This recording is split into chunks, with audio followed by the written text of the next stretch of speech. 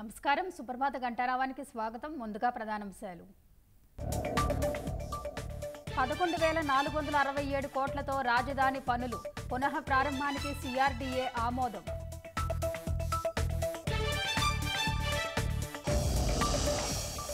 Visakha Vijayawada metro rail ప్రాజెక్టుల్లో ముందడుగు డిపిఆర్లను కేంద్రానికి పంపనున్న రాష్ట్ర ప్రభుత్వం.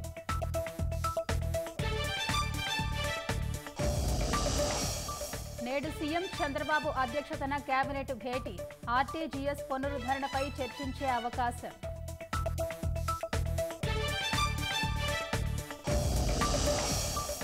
ఎస్వీయూలో అన్యమత ప్రచారం కలకలం ప్రొఫెసర్పై చర్యలకు హిందూ సంఘాల డిమాండ్.